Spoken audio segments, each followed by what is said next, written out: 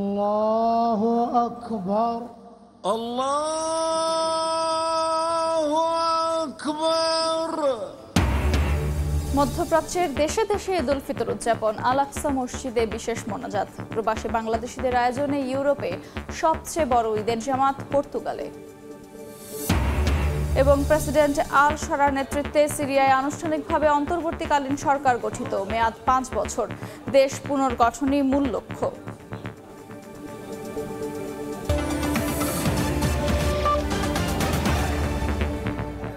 আন্তর্জাতিক সময় সঙ্গে আছে আমি আফরোজা মৌটুসী। সৌদি আরব সহ মধ্যপ্রাচ্যের দেশে দেশে উদযাপন করা হচ্ছে পবিত্র ঈদ উল ফিতর। সকাল থেকেই মসজিদে মসজিদে স্থানীয়দের পাশাপাশি জামাতে নামাজ আদায় করেন প্রবাসী বাংলাদেশিরা। সৌদি আরবে ঈদের সবচেয়ে বড় জামাতটি অনুষ্ঠিত হয় পবিত্র মক্কার মসজিদুল হারামে। মুসলিম উম্মাহর শান্তি ও কল্যাণ কামনা করে বিশেষ দোয়া করা হয়। আল্লাহু আকবার। সৌদি আরবে ঈদের সবচেয়ে বড় জামাত অনুষ্ঠিত হয় পবিত্র মক্কার মসজিদুল হারামে। লাখো মুসল্লি নামাজ শেষে মুসলিম বিশ্বের কল্যাণ কামনা করে বিশেষ দোয়ায় অংশ নেন। রাজধানী রিয়াদের কেন্দ্রীয় জাতীয় মসজিদে ঈদের জামাতে অংশ নেন প্রবাসী বাংলাদেশি সহ নানা শ্রেণী পেশার মানুষ। এই জামাতে বিশ্বের প্রত্যেকটি মুসলমানের জন্য বিশেষভাবে দোয়া মুনাজাত করা হয়েছে, বিশেষ করে ফিলিস্তিন, সিরিয়া সহকার অন্যান্য দেশের। সবাই একসাথে নামাজ পড়ে ভ্রাতৃত্ববোধের বন্ধন থেকে, ভ্রাতৃত্ববোধের জায়গা থেকে আমরা সবাই একে অপরের সাথে কৌশল বিনিময় করি। যুদ্ধবিরতির চুক্তি নিয়ে অনিশ্চয়তার মধ্যেই জেরুজালেমে যথাযোগ্য মর্যাদায় ঈদ উল ফিতরের নামাজ অনুষ্ঠিত হয় পবিত্র আল আকসা মসজিদে। এতে অংশ নেন কয়েক হাজার ফিলিস্তিনি। যুদ্ধবিধ্বস্ত গাজাবাসীও ধ্বংসস্তূপের মাঝে নামাজ আদায় করেন। কাতারের আল বায়ানে একটি স্টেডিয়ামে ঈদ উল ফিতরের নামাজ অনুষ্ঠিত হয়েছে। এতে অংশ নেন স্থানীয় ও প্রবাসী সহ কয়েক হাজার মানুষ। একই দিন কুয়েতেও ঈদ উল ফিতরের নামাজ অনুষ্ঠিত হয়েছে। প্রবাসী বাংলাদেশিদের সবচেয়ে বড় ঈদের জামাত অনুষ্ঠিত হয় কুয়েত সিটির ফুদাল্লা মসজিদ ও ফারওয়ানিয়াতে। পরিবার ছেড়ে, মা বাবা থেকে, সন্তান ওয়াইফ ছেড়ে মনে করেন ঈদ করাটা বহুত কষ্টের জন্য। যদিও আমার এই দেশের মাটিতে প্রথম ঈদ, তারপর এই মনটা কিন্তু দেশের মাটিতেই রয়ে গেছে। মালদ্বীপে যথাযোগ্য মর্যাদা ও ধর্মীয় ভাবগাম্ভীর্যের মধ্য দিয়ে পালিত হয়েছে পবিত্র ঈদ উল ফিতর। রাজধানী মালে সহ এর আশপাশের শহরগুলোর মসজিদ ও ঈদগাহে নামাজ আদায় করেন প্রবাসী বাংলাদেশিরা। প্রবাসী বাংলাদেশিদের আয়োজনে ঈদ জামাত অনুষ্ঠিত হয়েছে পর্তুগালের রাজধানী লিসবনে। এছাড়া এদিন ইতালি, জার্মানি, আয়ারল্যান্ড সহ বিভিন্ন দেশে ঈদের জামাতে নামাজ আদায় করেন লাখ লাখ মুসল্লি। ফারহাদ চৌধুরী, সময় সংবাদ। মিশর ও কাতার প্রস্তাবিত যুদ্ধবিরতিতে রাজি হয়েছে ফিলিস্তিনের স্বাধীনতাকামী সংগঠন হামাস। তবে পাল্টা প্রস্তাব দিয়েছে ইসরায়েল। হামাসের হাতে জিম্মি থাকা জীবিত 24 ইসরায়েলিকে মুক্তি না দেওয়া পর্যন্ত গাজার মাটিতে আইডিএফের সেনাদের উপস্থিতি থাকবে বলে জানিয়েছে নেতানিয়াহু বাহিনী। এদিকে পবিত্র ঈদ উল ফিতরেরও মাঝেও উপত্যকা জুড়ে অব্যাহত রয়েছে ইসরায়েলি হামলা। এতে 5 শিশু সহ অন্তত 9 ফিলিস্তিনি নিহত হয়েছেন। আর সরকার বিরোধী বিক্ষোভের পাশাপাশি নতুন নির্বাচনের দাবিতে ফুঁসে উঠছে ইসরায়েল। মুসলমানদের সবচেয়ে বড় ধর্মীয় উৎসব পবিত্র ঈদ উল ফিতরেও গাজায় অব্যাহত রয়েছে ইসরায়েলি বর্বরতা। রোববারও উপত্যকা জুড়ে বোমাবর্ষণে নিহত হন বেশ কয়েকজন। এক বিবৃতিতে বিষয়টি নিশ্চিত করে গাজার স্বাস্থ্য মন্ত্রণালয়। দক্ষিণাঞ্চলের রাফায়ও স্থল অভিযান শুরু করেছে দখলদাররা। মধ্যপ্রাচ্যের দুই দেশ মিশর ও কাতারের প্রস্তাবিত যুদ্ধবিরতির প্রস্তাবে হামাস রাজি হয়েছে বলে জানিয়েছেন সংগঠনটির প্রধান খলিল আল হায়া। টেলিভিশনে প্রচারিত এক ভাষণে তিনি বলেন, দুদিন আগে কায়রো ও দোহা একটি প্রস্তাব দেয়। বিষয়টিকে ইতিবাচক বিবেচনা করে গ্রহণ করেছে হামাস। দখলদাররা আর কোনো ক্ষতি করবে না বলেও আশা প্রকাশ করেন তিনি। এরপরই পাল্টা প্রস্তাব দিয়েছে নেতানিয়াহু প্রশাসন। তারা জানায়, হামাসের হাতে জিম্মি থাকা জীবিত 24 ইসরায়েলিকে মুক্তি না দেয়া পর্যন্ত গাজার মাটিতে আইডিএফের সেনাদের হামাসের হাতে জিম্মি থাকা জীবিত 24 ইসরায়েলিকে মুক্তি না দেয়া পর্যন্ত গাজার কিছু অংশে স্থায়ীভাবে উপস্থিত থাকবে আইডিএফের সেনারা। এদিকে সরকার বিরোধী বিক্ষোভে শনিবার জনসমুদ্রে পরিণত হয় ইসরায়েলের রাজধানী তেল আবিবের রাজপথ। এদিন যুদ্ধবিরতির পাশাপাশি নতুন নির্বাচনেরও দাবি জানান বিক্ষুব্ধ জনতা। এ সময় আন্দোলনকারীদের ওপর চড়াও হয় পুলিশ, চলে ধরপাকড়ও। অন্যদিকে ইয়েমেনের উত্তরাঞ্চলের সাদা এবং সানা শহরে একের পর এক বিমান হামলা অব্যাহত রেখেছে মার্কিন বিমান বাহিনী। জবাবে লোহিত সাগরের মার্কিন যুদ্ধজাহাজে টানা 3 বার হামলার দাবি জানিয়েছে হাউথি বিদ্রোহীরা।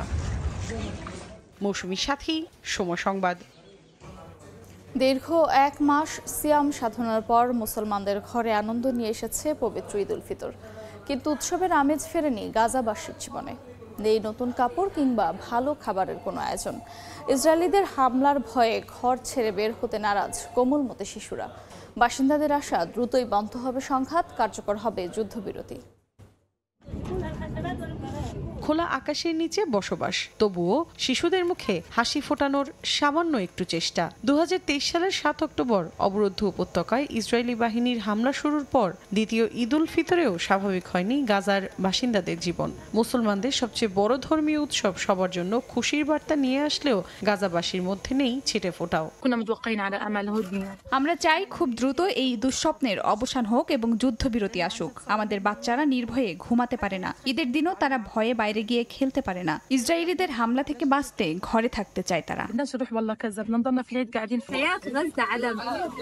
গাজার জীবন এক অবর্ণনীয় যন্ত্রণার নাম। ঈদ বা রমজানে এখানকার শিশুদের বিশেষ কোনো আনন্দ নেই, উৎসব উদযাপনেও কারো কাছে নেই প্রয়োজনীয় অনুষঙ্গ। মানুষ কোনো রকম টিকে থাকার কথা ভাবছে। হামাসের উপর চাপ প্রয়োগের কৌশল হিসেবে চলতি মাসের শুরু থেকেই গাজায় ত্রাণ সহায়তা পৌঁছাতে দেয়নি ইসরায়েল। এরই মধ্যে উপত্যকাটি ছেড়ে পালাতে হয়েছে অনেক পরিবারকে। এত কিছুর মাঝেও দীর্ঘ 1 মাস সিয়াম সাধনার পর অনাহার ও কষ্টের মাঝে ঈদ করছেন তারা। মৌসুমী সাথী, সময় সংবাদ। যুক্তরাষ্ট্রের স্থানীয় সময় রোববার পবিত্র ঈদ উল ফিতর উদযাপিত হবে। এরই মধ্যে ঘোষণা করা হয়েছে ঈদ জামাতের কর্মসূচি। যুক্তরাষ্ট্র জুড়ে কয়েক হাজারেরও বেশি মসজিদের ব্যবস্থাপনায় মসজিদ প্রাঙ্গণে কিংবা বড় অডিটোরিয়ামে ঈদ জামাতের প্রস্তুতি নেওয়া হয়েছে। বাংলাদেশে মুসলিম অধ্যুষিত শহর new York, California, Michigan, new jersey, Pennsylvania, Virginia, Maryland, Florida, Georgia, Texas সহ বেশ কয়েকটি রাজ্যে খোলা ময়দানে ঈদের জামাত অনুষ্ঠিত হবে। একই স্থানে অনুষ্ঠিত হবে একাধিক জামাত। সকাল 7টা থেকে 9:30 পর্যন্ত এসব জামাতের কর্মসূচি ঘোষণা করা হয়েছে। এদিকে পবিত্র ঈদ উপলক্ষে শেষ মুহূর্তের কেনাকাটায় ব্যস্ত সময় পার করছেন প্রবাসী বাংলাদেশিরা। যুক্তরাষ্ট্রে ফিলিস্তিনের পক্ষে সোচ্চার হওয়া শিক্ষার্থীদের ধরতে ব্যবহার করা হচ্ছে ফেসিয়াল রিকগনিশন পদ্ধতি। এই প্রযুক্তির মাধ্যমে মুখ ঢেকে রাখলেও বের করা যাচ্ছে আন্দোলনকারী শিক্ষার্থীদের নাম পরিচয়। শিক্ষার্থীরা জানান, ইসরায়েলপন্থী দলগুলো তাদেরকে লক্ষ্যবস্তুতে পরিণত করছে। এতে উদ্বেগ বাড়ছে দেশটিতে অধ্যয়নরত বিদেশি শিক্ষার্থীদের মাঝে। অনিশ্চয়তা দেখা দিয়েছে তাদের নিরাপত্তা ও ভিসার স্থায়িত্ব নিয়ে।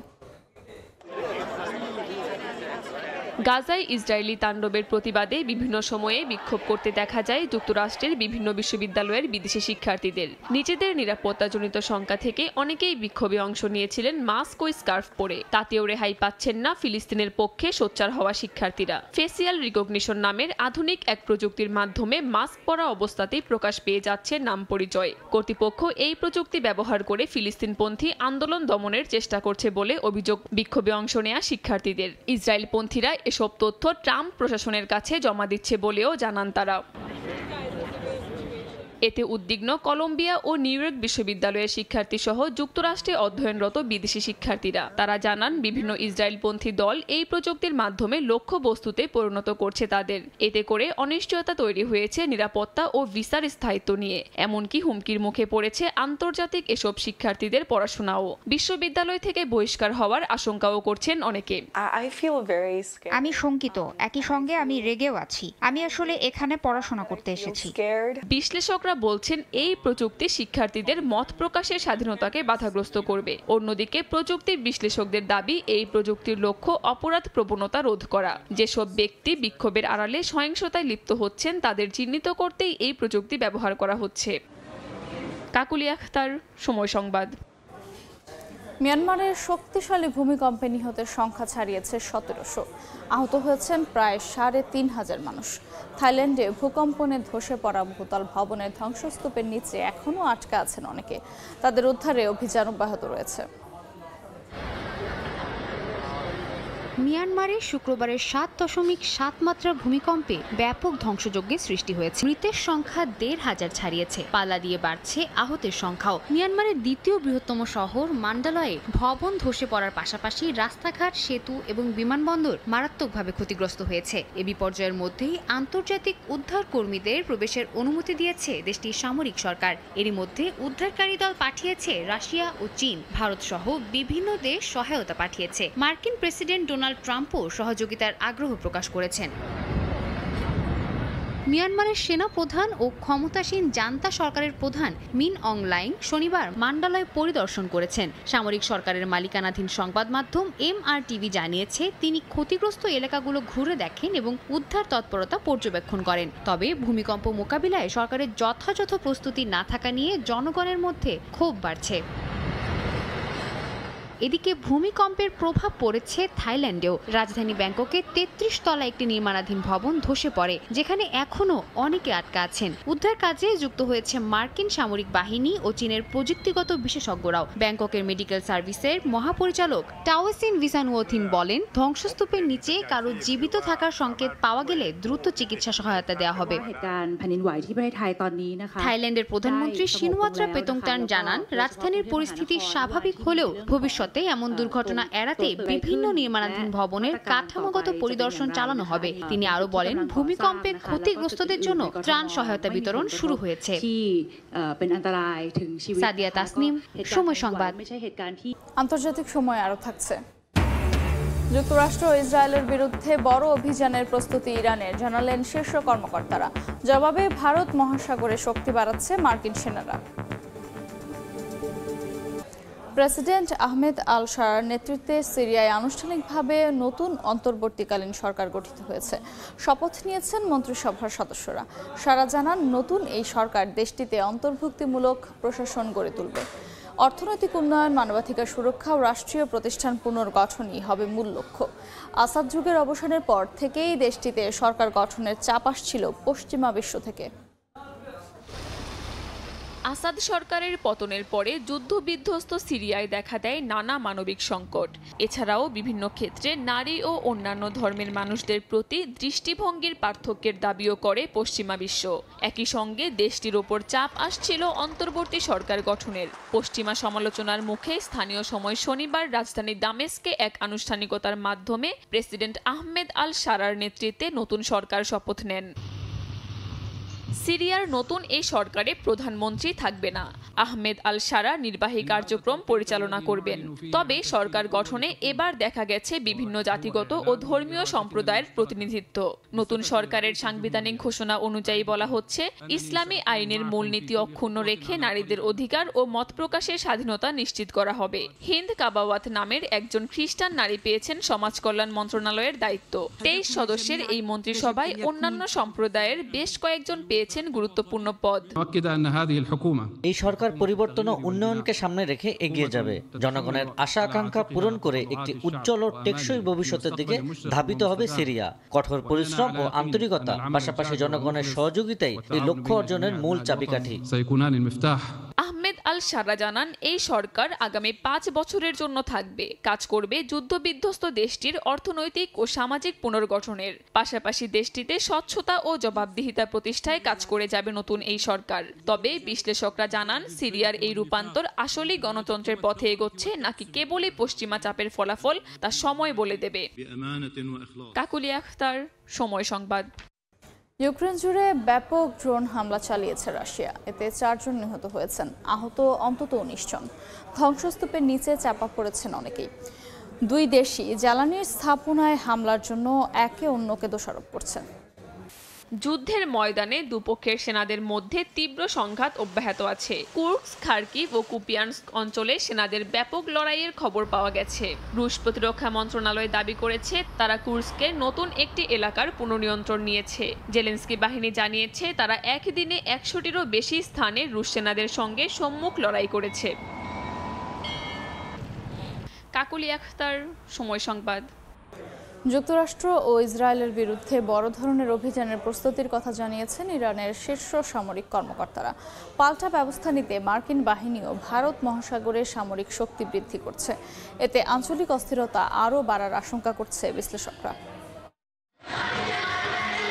মধ্যপ্রাচ্যে বাড়ছে উত্তেজনার পারদ। স্থানীয় সময় শুক্রবার ইরানের ইসলামী বিপ্লবী গার্ড বাহিনীর এক শীর্ষ কমান্ডার দেশটির জনগণ ও মিত্রশক্তিগুলোকে সম্ভাব্য অভিযানের জন্য প্রস্তুত থাকার আহ্বান জানিয়েছেন। এদিন ইরান জুড়ে পালিত কুদস দিবসে সামরিক ও রাজনৈতিক নেতারা যুক্তরাষ্ট্র ও ইসরায়েলের বিরুদ্ধে কঠোর অবস্থানের ইঙ্গিত দেন। এদিকে ইরানের সর্বোচ্চ নেতা আয়াতুল্লাহ আলী খামেনির সামরিক উপদেষ্টা জানিয়েছেন, ইসরায়েলের বিরুদ্ধে প্রতিশোধমূলক অভিযানের পরিকল্পনা আগের তুলনায় আরও শক্তিশালীভাবে তৈরি করা হয়েছে। সামরিক সক্ষমতা বৃদ্ধি করতে গোপন মিসাইল ঘাঁটিগুলো উন্নত করা হয়েছে এবং আগের অভিযানের তুলনায় এই হামলার পরিধি অনেক বড় হবে বলেও ইঙ্গিত দেওয়া হয়। এরই মধ্যে যুক্তরাষ্ট্র ভারত মহাসাগরে নতুন করে সামরিক শক্তি মোতায়েন করেছে। ইসরায়েলও জোরদার করেছে প্রতিরক্ষামূলক ব্যবস্থা। বিশ্বের বিভিন্ন দেশে টেসলা শোরুমের সামনে চলছে বিক্ষোভ। লন্ডন, ওয়াশিংটন ডিসিতে ইলন মাস্কের বিরুদ্ধে রাস্তায় নেমেছেন অনেকেই। তাদের অভিযোগ, সরকারের কাজে মাস্কের অতিরিক্ত হস্তক্ষেপ গণতন্ত্রের জন্য হুমকি হয়ে উঠছে।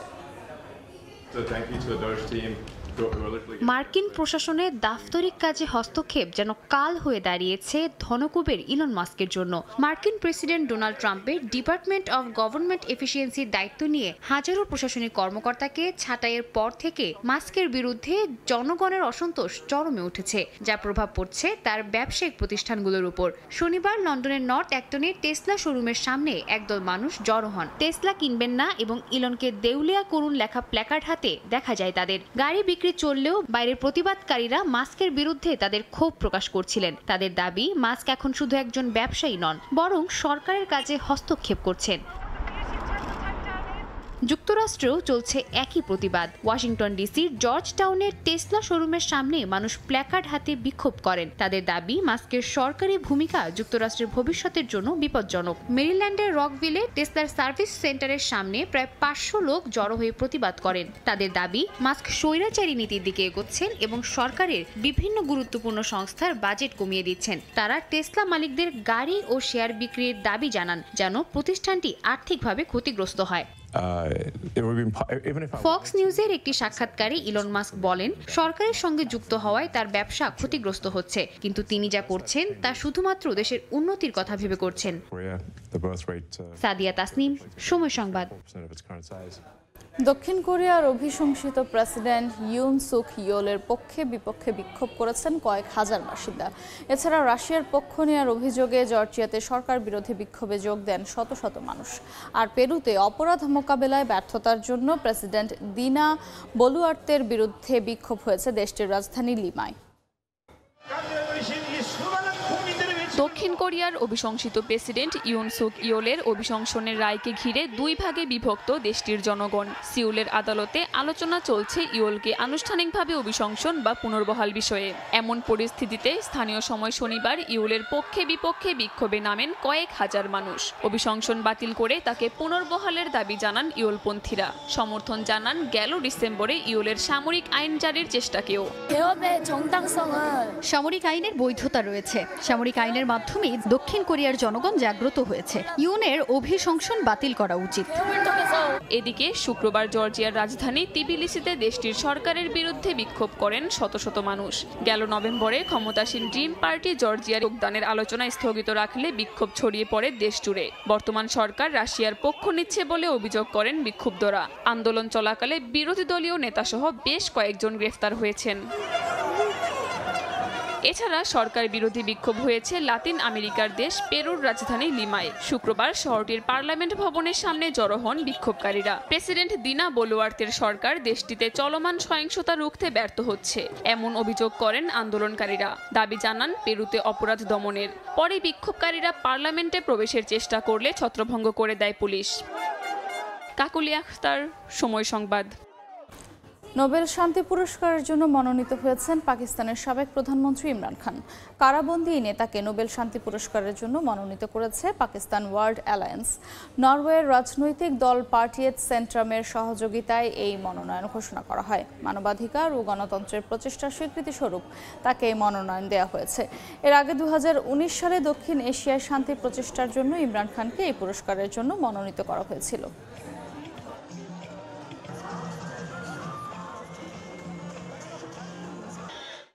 শ্রীলঙ্কায় বন্যপ্রাণীর আক্রমণে বিপর্যস্ত কৃষকরা। ধানক্ষেত থেকে নারকেল বাগান সবখানেই ক্ষতি করছে বাদর, ময়ূর আর কাঠবিড়ালি।